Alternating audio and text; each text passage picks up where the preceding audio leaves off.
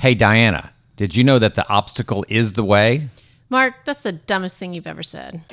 Ladies and gentlemen, jurists and just curious, welcome to the Successful Barrister podcast. Here you'll learn about marketing, management, and life skills for lawyers that probably won't get you disbarred. Hosted by Marc Whitehead, a seasoned lawyer who remembers when fax machines were cutting edge, and Diana Berry, attorney, COO, and the brains behind the scenes.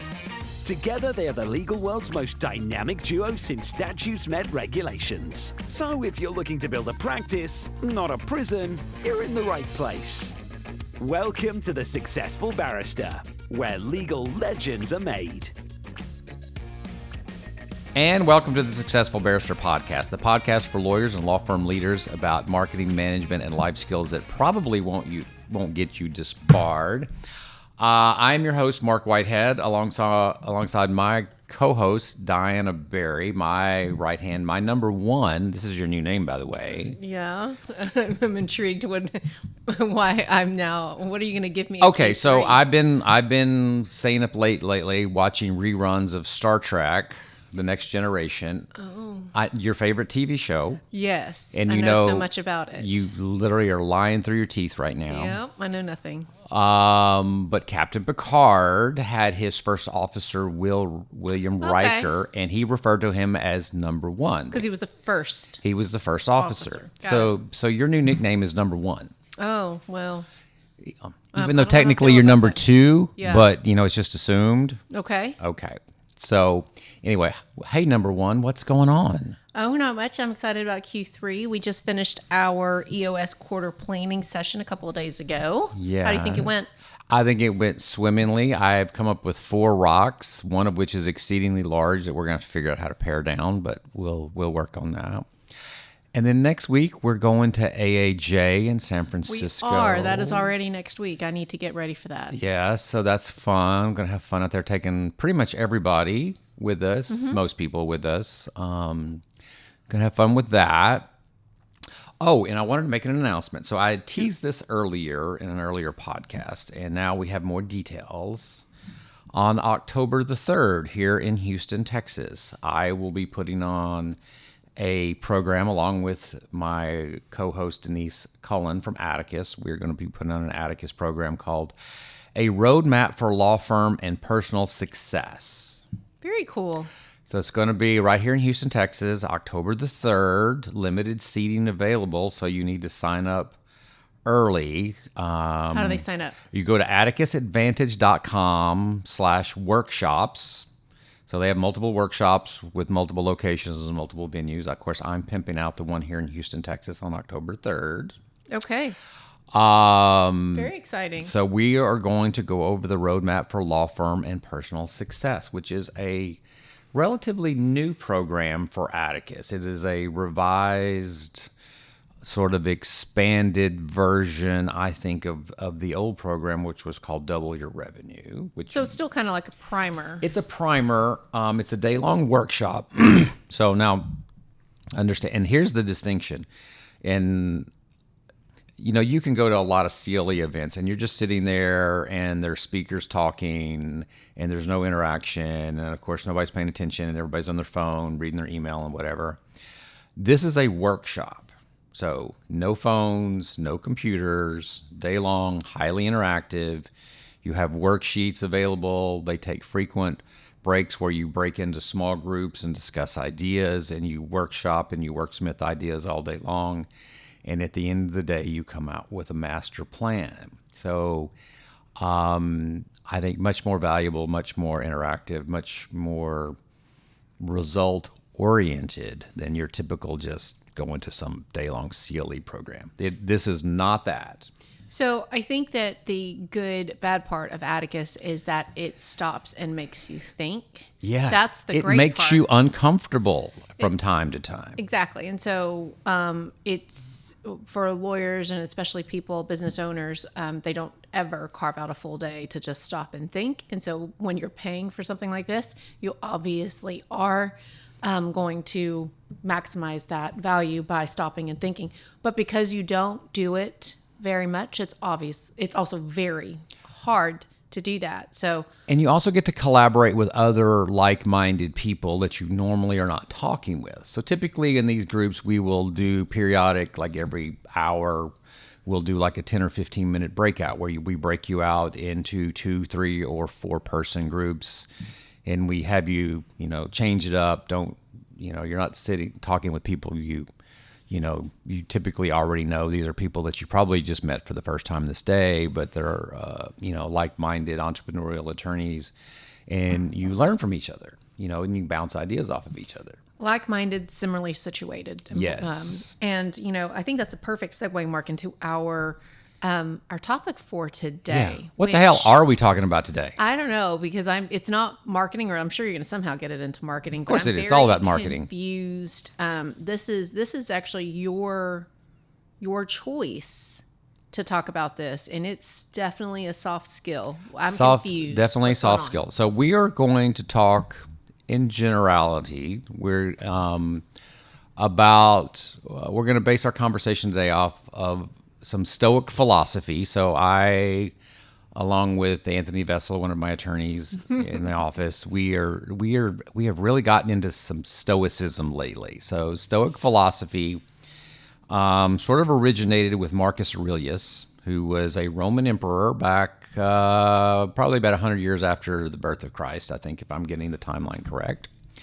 Ruled as Emperor Caesar, of one of the Caesars of Rome, Roman Empire. Interesting. I looked him up today. He died of the plague. Oh.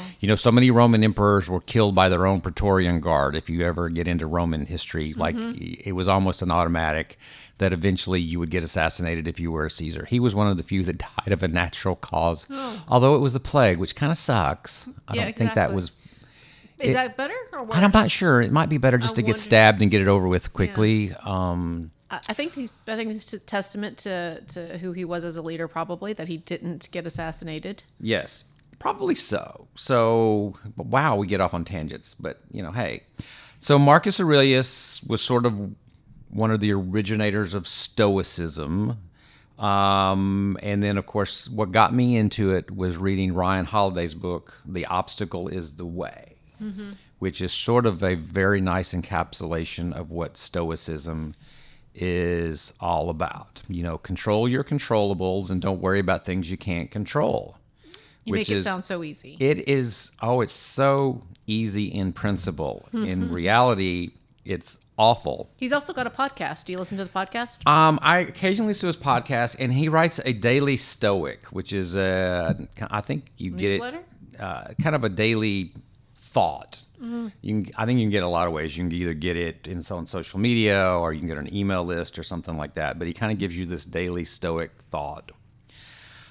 He's written lots of books. I think The Obstacle is the Way is the best one. He's written Ego is the Enemy, Stillness is the Key, Discipline is Destiny. You can see the pattern here in the books. But Stoicism is really a philosophy from ancient Greece and Rome focused on how to live a virtuous and resilient life. I try to translate that in how to build a resilient law firm, a practice. I think there's lots of lessons here that you can bring into the practice of law. I mean, one of my favorite quotes was, "You have power over your mind, not outside events." This is Marcus Aurelius. "So realize this and you will find strength." In other words, as I say repeatedly, I tell my kids this all the time, control what you can control and don't worry about what you can't control. Okay? Which is sort of the essence of Stoic philosophy. But as I've gotten into this, I have found so many business applications where this works for us. For example, we work in a heavily regulated industry. Since we make disability claims with the government, everything we do is regulated by the government. There's just certain things that we can't control. We're fee capped, for one. We accept it. We don't argue with it. We understand it. We understand it's a limitation within our practice. We just learn to deal with it. Okay? So we can't control the fee cap. What can we control? Well, we can control our costs. We can control our time on desk. We can control the cases that we select. We can control, the technology that we use to make ourselves more efficient so we can work within this fee-capped structure. That's just one tiny little example of kind of stoicism in the business world. What can you control? Yep, and I mean, relating it to our PI friends, I was just listening to another podcast, the Atticus podcast, and so driverless cars obviously going to impact the PI or the car wreck. Yes, most car wreck practice, most PI practices, rely heavily on car wrecks, which are going to go away, by the way. Because driverless cars, but nothing you can do about that. They're coming. And so, what I guess we're going to talk today about how Stoicism would approach that, that problem. I wouldn't even think they would call it a problem, the challenge. The challenge. Yeah. And I think one of the key things about Stoicism is, and the title of Ryan Holiday's book, The Obstacle is the Way. So in other words, as opposed to running away from the roadblocks, the obstacles, the roadblock is the way. Challenge the roadblock. How can you work through the roadblock? How can you work around the roadblock? That if, you face daily challenges, face them head on instead of avoiding them, I think is sort of the concept here, the Stoic concept that Ryan Holiday is trying to preach. And you can use this in a lot of contexts. Staff turnover, okay? It's an obstacle for us, but we have to meet it head on. Sometimes staff turnover, that is the way. We can improve the quality of our staff when we have, planned turnover or good, what I would call good turnover. You've talked about this in the past. Sometimes... we're always sad to lose a team member. We're always sad, but there's always the opportunity to replace them with somebody maybe of higher quality. Well, and just to refresh the team, and I think that's very stoic of you, Mark, to think about it that way. So today we're going to talk about some of the three ways that you've applied Stoicism to running your law firm. That's the plan. And I might come up with a fourth or fifth or sixth way, or I might just totally go off the reservation here. We never know when we get into these things. I only have 3 on my outline. It drives Diana crazy when I jump the shark and get off the outline. So we'll talk about 3 today, guys. Okay. We'll see how well Diana can rein me in. This podcast is sponsored by Mark Whitehead and Associates, a national disability benefits law firm. Mark Whitehead runs a firm of over 60 dedicated people whose mission is to make a difference in the lives of our injured and disabled clients. Mark represents disabled claimants in Social Security disability, private disability insurance, and veterans disability claims in all 50 states. Mark Whitehead is double board certified in both Social Security disability law and personal injury trial law. Mark has litigated disability cases in over 40 states and counting and can help your clients too. Stop throwing your phone calls away. Call Mark Whitehead at 701-VIP-LEAD. That's 701-VIP-LEAD. Or visit our website at disabilitydenials.com. Referral fees are paid in all jurisdictions where it is permitted. Refer us your disability cases today and know that your clients will be in good hands. All right, so we're here, Diana, today to talk about Stoicism and Stoic principles in daily life, and particularly in the daily life of a law firm leader, law firm owner. I'm going to start with one of my favorite Stoic quotes from the great Stoic wisdom. I don't know what's the word I'm looking for here. Captain Jack Sparrow. Yep. We all know Captain Jack from Pirates of the Caribbean movie. So that's, and one of the great quotes from the movie was, "The problem is not the problem. The problem is your attitude about the problem." I love that quote. Now Seneca could have said that, but no, it was Captain Jack Sparrow in the Pirates of the Caribbean. But it's a great quote. I think I'm going to put it up on my wall. Well, it makes sense. Your mindset. I mean, really, that's what we're talking about today, is changing your mindset. And for so many, I think, attorneys, law firm owners who thought they were going to law school to become a lawyer, and then they ended up accidental business owners, or now just kind of want to figure out how to manage where they're at. It's a mindset. Right. So the first of the 3 points that Diana hopes I stick with before I go off the reservation is perception. In other words, seeing obstacles differently. as Captain Jack said, the problem is not the problem. The problem is your attitude about the problem. I talked about it in the first section. You know, there are occasions where we lose staff, that staff leave us for whatever reason. And we could sit and cry about that. But it is an opportunity to restructure the organization, to maybe upgrade personnel, maybe to, you know, rewrite the job description to make it, you know, update there's lots of opportunities when something bad happens. You know, there's the old saying, where there's chaos, there's opportunity. So anytime something weird happens, you know, I always say, look for the opportunity behind it. Even so, for example, you know, we get negative reviews from time to time, or we get client complaints from time to time. Should you cry over that? No. You should go thank that person for giving you that feedback, you know? And I wish I did a better job of this, but you know, you get a client that's upset about something. The first thing you should do is call that client and say, thank you. Mm-hmm. Thank you for letting me know that there's a problem within my organization. Please help me understand so maybe we can fix the problem. You know, maybe it's a personnel issue, maybe it's a training issue, maybe it's a problem with our process and procedure, our communications.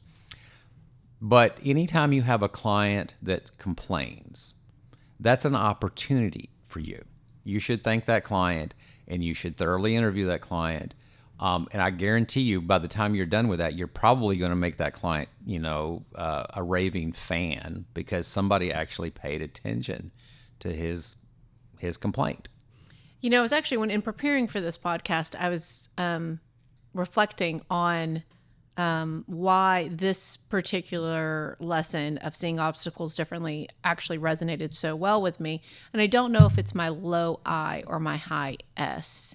But I think that the low I in me does do very well when we get a quote unquote negative review, or when we do have employee turnover.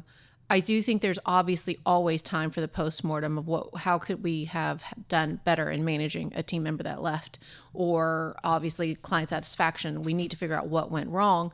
But I do very well in just managing that. And I don't know, and I'm not picking on the high I's. I get a lot of flack for that, for not only picking on the high I's because I'm such a low I, but also for being, for sometimes lacking compassion. You know, when we do our quarterly reviews, you can tell me sometimes that I've been a little bit more dispassionate this quarter, because I do think that it's not necessarily... I was listening to I do listen to Holiday's podcast. They're so short. I like them. Most of the time they're about 10 minutes. Yeah, unlike our hour-long drones. Well, you know, we've talked about Star Trek today. So I think that it's not about optimism or pessimism. It's just the way you almost just look at the obstacle very matter-of-factly. And I don't know that high I's do that innately. And many trial attorneys, as we've discussed before, they have to process that emotion of losing the team member because they feel that very personally. The negative review comes very personally. And so there is that challenge of, if you are maybe a high I law firm owner, finding someone who's maybe a balance to you, and or recognizing... Define high I for those people who don't know. Sorry guys. Yeah, I am using some high I on the DISC test, which usually stands for influence. But if you're a high I on the DISC, DISC test, you tend to be more extroverted. Whereas, the chatty Cathy. You're the chatty Cathy. I would never say that, because I then... would. You can. Your name's on the building. You would call me lacking compassion if I did that. But I tend to be low I, which can be very introverted. And I can state facts very matter-of-factly and be okay with it. And sometimes struggle with realizing the impact that might have on another person. And so if you don't have that high I, if you are a high I law firm owner, recognize that about yourself and maybe compliment yourself with somebody else. So I was just thinking, one of the best opportunities, if you have unwanted turnover, if you have an employee quit, the first thing I would suggest, and this is what we try to do, is try to do an exit interview with that employee that's leaving, because this is when they're going to be the most honest with you about what they really think, because they're leaving. They don't care anymore. They'll give you some honest feedback. And we try to do that when people leave us, is we try to do an exit interview. We try to get some honest feedback. you could take that to the next level, and you could do exit interviews with all of your clients once you finish representation with them. We don't necessarily do that because we have such a high volume practice. We've talked about ways of doing a client exit survey, which I think is a great idea that maybe we'll implement one day. But hey, how did we do? What did we do well? And more importantly, what did we not do well? How did we not meet your expectations? And if you can take the time, and not think of that as a bad thing or as a pain in the butt type of thing, but that is an opportunity to learn. It's an opportunity to get better. I think that's a total mindset shift, a total perception shift. You don't want to run from negative information. You want to embrace negative information because that's the feedback that will really teach you something. Absolutely. So some tactical applications that I kind of thought about,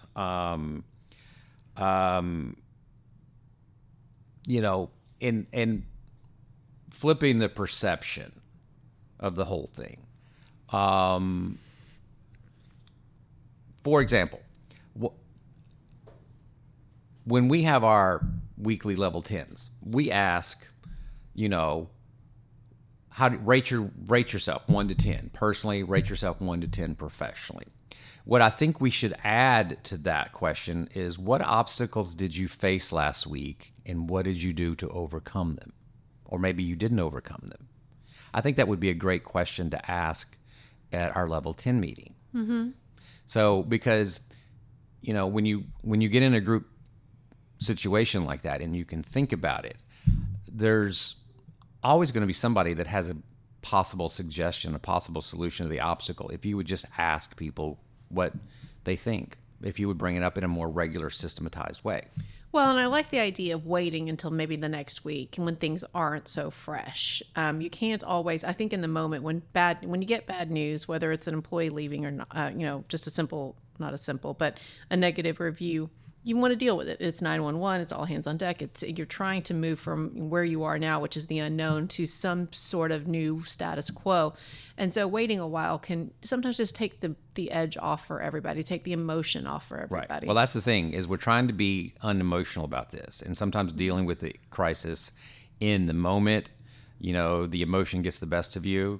The other day, the UPS guy came to my door and demanded a $37 check to pay the Trump tariff on this item that I'd ordered from overseas. And I got pissed because he would only take a cashier's check. I'm like, I'm sitting in my front door. How am I going to get a cashier's check?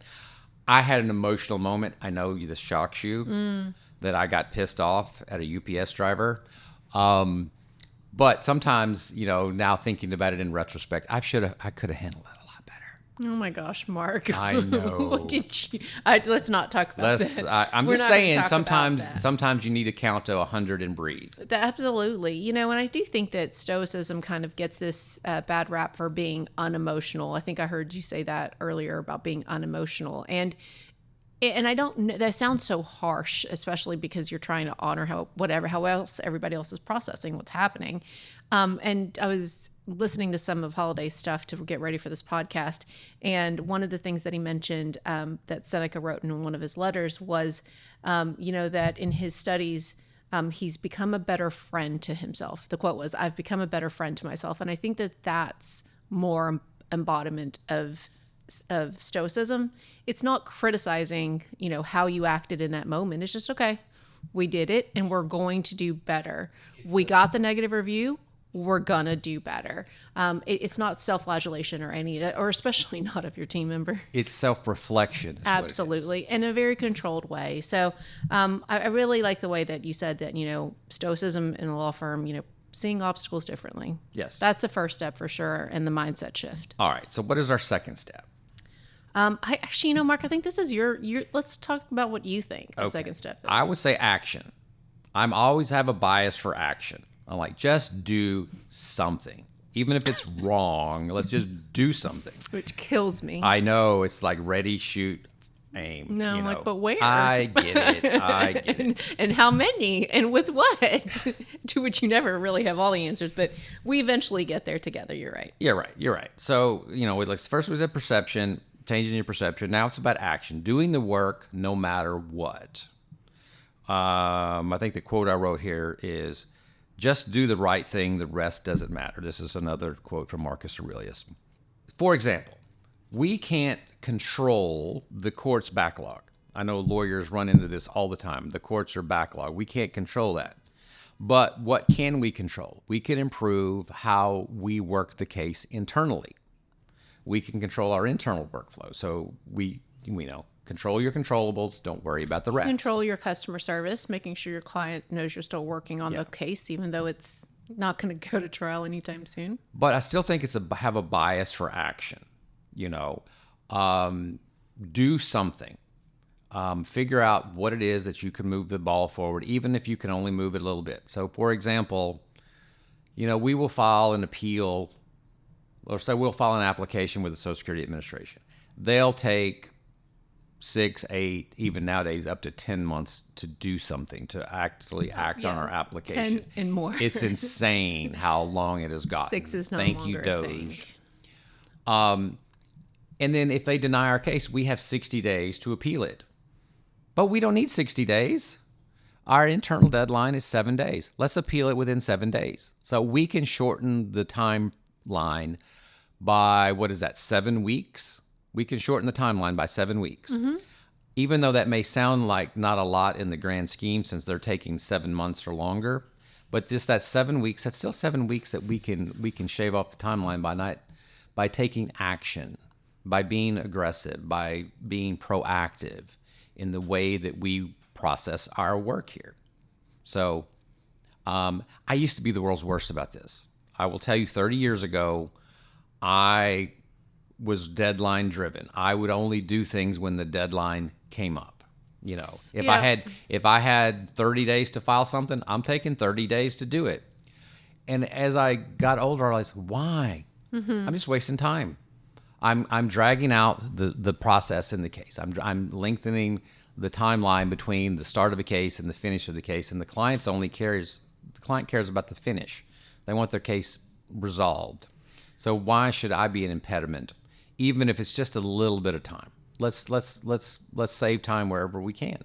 Let's move. Let's do something. Under Stoic philosophy, controlling your controllables, that timeline is absolutely in your control. Yes. Right? And so shortening it makes absolute sense, because then it gives you something back. And I think there's something very human about needing to control things.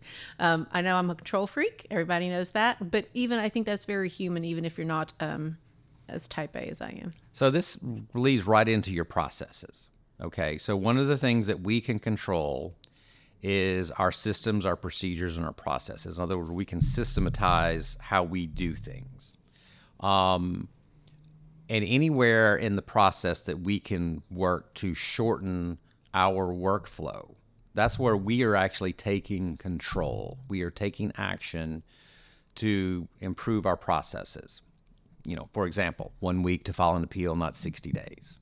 I don't know. I'm sure there's many other examples of how we do this within the firm. How we expedite our medical records compared to how we used to do it. Anything we can do to shave off a day here, a week here, a month here, we're trying to be proactive. We're taking action. Yeah, and I think for me, when I was going over your outline, I thought about discipline. When you doing the work, no matter what, it's this day is not going to go the way that I had thought that it was going to go. And that is sometimes the hardest thing for people to understand and reflect. We've talked a lot about your time blocking, and how you had to explain and still explain to a lot of people that when you time block, the goal is not 100%. The goal is 80%. You're trying to make sure that you can still have some fluidity and some flexibility. And so, when things happen, like that's the negative review, or, judge decides to go on vacation and messes with your trial date, or whatever the things are that are completely out of your control, I think it takes discipline to just, reflect on that, not react to that, whatever happened, and then respond to it, and then get back to work. Yeah.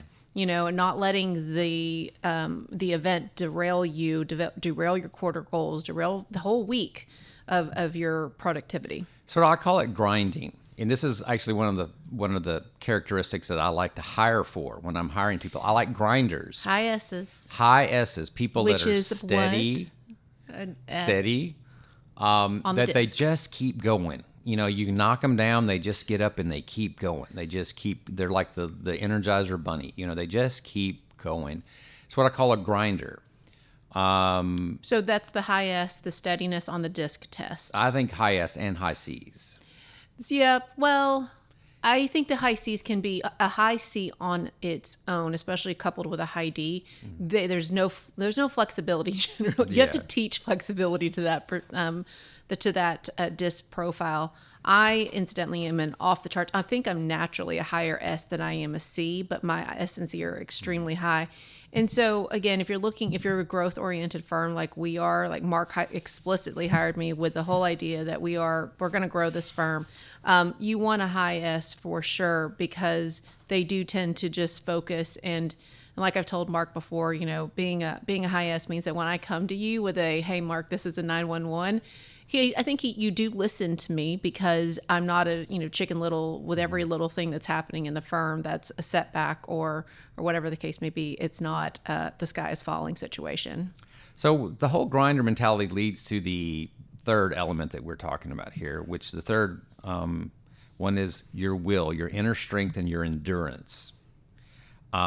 This is, I think, what separates the successful from what we'll call the mediocre.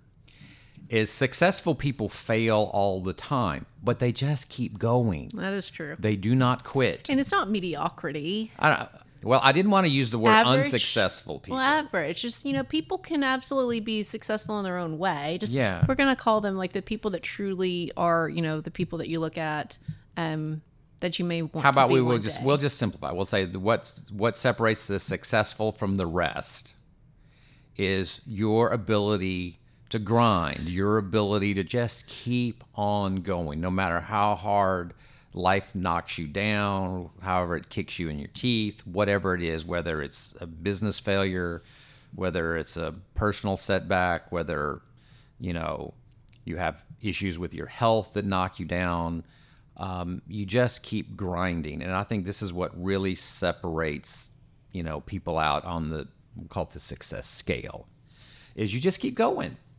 You get knocked down and you get up and you just keep going. This is what I love about Stoicism, is because there's just a shit ton of quotes. So I'm going to be dropping quotes on you left and right. Okay. So Seneca said the only way to learn strong character is through obstacles and trials. In other words, you learn more from your failures than you do your successes. Okay? And this is what really defines successful people, is that they learn from their failures.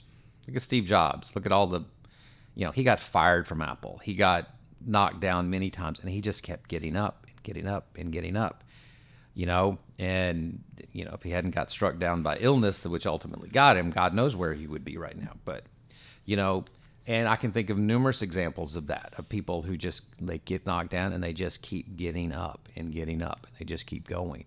And that's sort of that's the whole concept of the inner strength and endurance. You just keep grinding. Well, I love hiring grinders.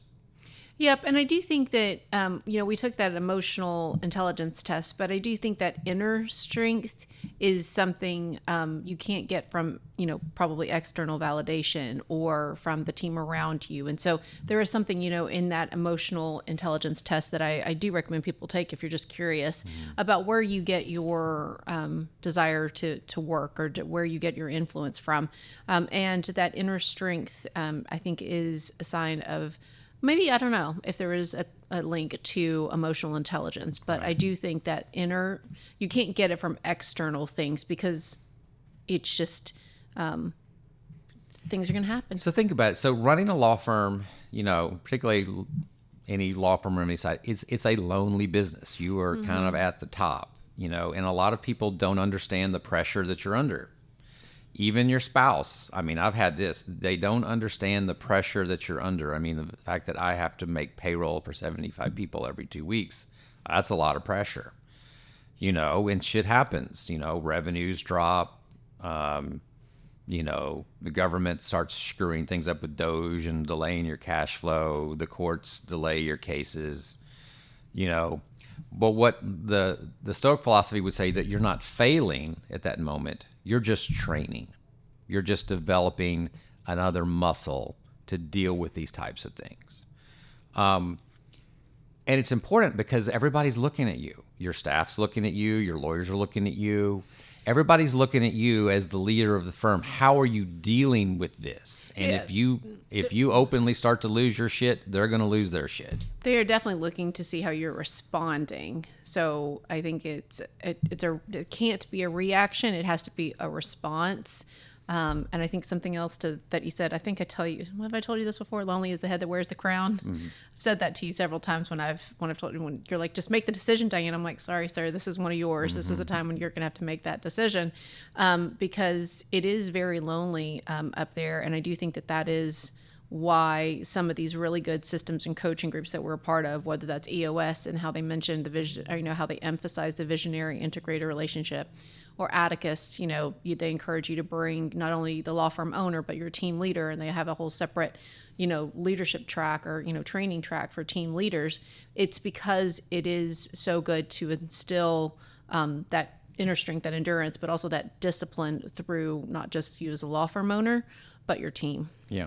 So one of the things my little secret tricks is, everybody has to dump it sooner or later. They have to lose their shit. They have to, don't do it with your people, because then they start to lose confidence in you. So you need to have that sort of sounding board separate and apart from your firm. So that's one of the great things I have about all of my Atticus friends, is if stuff is going wrong and I'm just needing to vent, I'm just needing to panic in front of somebody, I need to lose my shit in front of somebody, I go to them, people outside of my firm. I'll call those guys up and I'll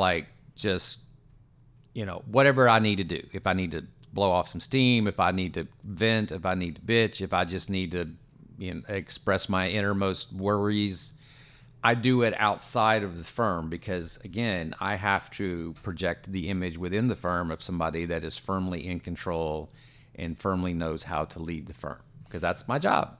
Yeah, and it's ironic because I didn't know you were going to mention the October. I didn't know actually that you had confirmed a date there. And so with Atticus, but the Atticus, we've talked a lot about Atticus, was my point there. But Atticus does the same thing and has support for its team, for his team lead. So today, I'm going to miss it, unfortunately, because we're going to do our same page meeting next. But they have a whole separate team leader Zoom where it's like no attorneys are allowed, no law firm owners are allowed. We don't record it so that we can have that community for ourselves. I'm in a ropes team with, just other COOs and team leaders for other law firms so that we can say, hey, you know what? You're not alone. And I think that's helpful because then you can understand what problems are unique, and very rarely are you ever by yourself because, as you said, it can be really lonely, even being the right hand. So Holiday describes it as building your inner citadel. I like citadel. That's a good word. I know. What is a citadel? Like a fort? Mm-hmm. Like build your inner, and that's kind of like your inner board of directors, people, your sounding board, people that you can go talk to, whether it's a mentor. It's kind of the reason I like being a mentor, because I have other people that come to me and I'm the person that they blow off steam to, and I'm like, all right, that's good. Now let's calm down and let's think about a path forward. And I kind of enjoy that because it's kind of problem solving, and I kind of get to do it on somebody else's dime. Yeah. But the great thing about it is I learn lessons for myself that I can use for myself. I actually truly believe one of the advantages of me coaching other lawyers, and I coach 5 lawyers right now, I think I learn just as much as they do from my coaching efforts.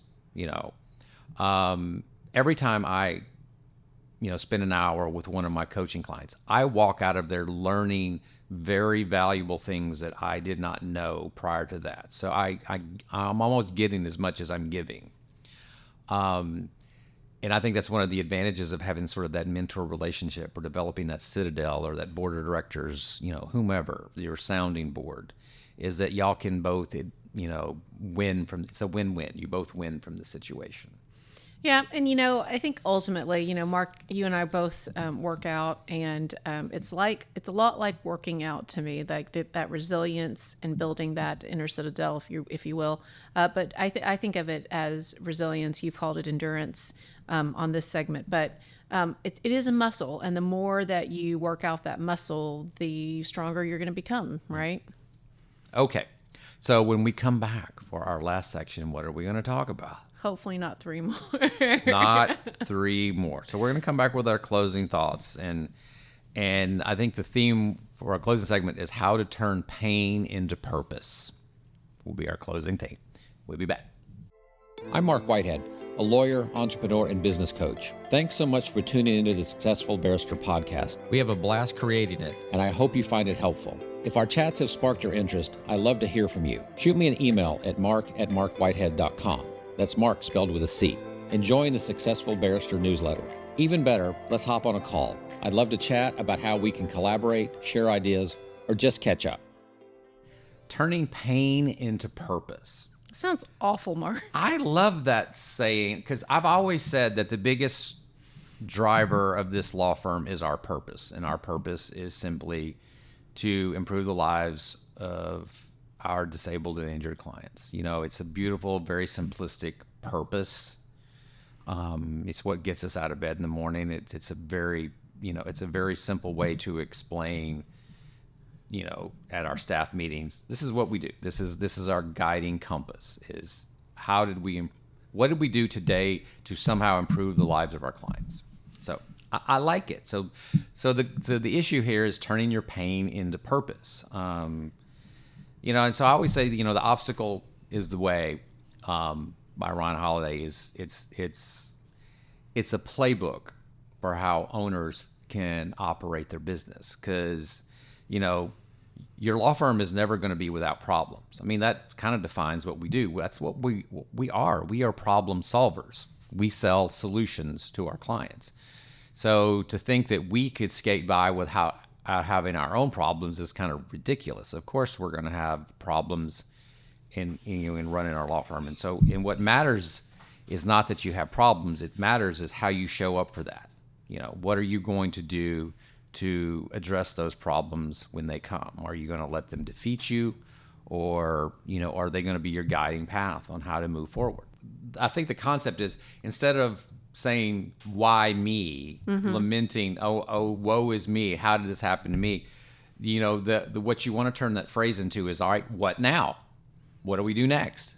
Yeah, and I think that I'm surprised I'm the one saying this, Mark, but I wouldn't jump from, okay, I got a negative review. Okay, what are we going to do about it? Like, I think people need to process their emotions, and you need to give people a safe place to do so, but you can't just stay there and smother in the emotions, and you can't marinate in your emotions and in the reaction of the bad thing that happened. There is the need to at least acknowledge whatever emotional thing is happening to your team, right. But not allowing it to become the mantra, the story, the thing that you just live in is a great way to move to that next step. The question is, what did we learn from it? Mm-hmm. Every time something goes wrong, you should immediately start thinking, what lesson did I learn? What can I improve because of this? How can we turn this negative into a positive? Well, and I think that, we can't harp on it enough to talk about how, you need to focus on what's in your control, right? I think that that's where people can spin and really start to get, anxious. That's a very real thing for a lot of people, especially your attorneys. They probably didn't see that person leaving them. They have their whole docket that they're worried about, their stuff at home, and then now you're going to allow them to spin about what's happening, or this, either 5-star review negative review that they got, that now they're going to have to reprimand somebody, and it's just going to become this whole thing. And you're like, okay, let's come back center, and let's think about what's in our control. And I think Holiday said on one of his podcasts, that's where true freedom is being able to recognize and differentiate and then move forward with what's in your control and what's not. Yeah. So one of the great quotes, the obstacle on the path actually becomes the path. Never forget, within every obstacle is an opportunity to improve our condition. That's one of Ryan Holiday's quotes. I think that can be very hard. I mean, it sounds so easy when we read Holiday's quotes about, the obstacle is the way. And it sounds so very touchy-feely, especially, I think, in growth-oriented firms. I think that talking to our listeners and the people that really listen and resonate with this podcast are the people that are, underwater anyway. They did not think they were going to be business owners. But I think accepting the fact that you are now, and maybe that you are secondarily a trial attorney or an attorney, is maybe the first step in Stoicism. So some of the challenges that Ryan Holiday came up with, he goes, pick one current challenge, and journal it. In other words, write it down. I think that's one of the key things, is sometimes getting thoughts out of your head and getting them onto paper. He calls it journaling. I would call it goal setting, but it's the same general concept. Get it out of your head and get it on a piece of paper. And then try to think, how could I turn this challenge into a strategic advantage? Yeah, how is this a positive? So first of all, if it's a challenge in your law firm, it's a challenge in your competitor's law firm as well. And if you can solve the problem before your competitor can solve that problem actually becomes a competitive advantage. It's a unique way of thinking about it. Yep, chaos. Every other Social Security firm is dealing with. We're the exact all dealing same with thing. Doge. Yep. We're all dealing with the same issues. And if we can figure out how to get ahead of it, like you said, if I can solve the problem before my competition can solve the problem, then we're ahead. Survival of the fittest. That's what's going to happen. So you want to commit to reframing at least one problem this week, and reframe it as an opportunity. So I like the word reframing. I use that word a lot with my kids. We need to reframe this problem. I think the last quote I'm going to give, we suffer more often in imagination than in reality. A lot of times, again, it becomes back to our mindset. Our mind starts to run wild about how all the bad things that can happen because of this particular issue. And if we just reframe it, this is an opportunity. This is a way that we can make ourselves better. And it just becomes a total mindset shift. And I love it. I will honestly say I succeed at this about 50% of the time. Okay. So I recognize that I still lose my mind half the time on things. But I'm better than I used to be, and that's all you can ask for is let's just keep grinding, just some continual improvement. Don't lose your mind every time you have a problem. Think about where the opportunity could potentially lie and figure out how to take advantage of it. See, when I start to read, it was so interesting. I would say that I do better at that than you, but that's why you hired me, I guess. I would say that I do very well at that, 90 to 95% of the time. The times that I lose my blank, it's because I'm burnt out or edging towards burnout, or I'm just completely unbalanced. And I would say 100% of the times that I've lost my blank at this firm, it's because of an imbalance. I live in a state of imbalance. Yeah, no, high S's we do not, sir. I don't understand all of that. So I do think if you're not going to read The Obstacle is the Way, do listen to Holiday's podcast. It's a good one. Short one. All right. With that, we are out of time. So I want to thank everybody for listening to the Successful Barrister podcast, where legal legends are made. I'm Mark. And I'm Diana. And together we're the dynamic duo of law. So remember to rate and review us wherever you get your podcasts. And if you've enjoyed this podcast, tell your friends, spread the word. Let's get our listenership up. And be sure to visit us at successfulbarrister.com. And if anything stokes your interest, send me an email at mark@markwhitehead.com. Mark is spelled with a C, both sides of the at. And be sure to visit our sponsor, Marc Whitehead & Associates, a national disability law firm, at disabilitydenials.com. And with that, we're out of here. Bye.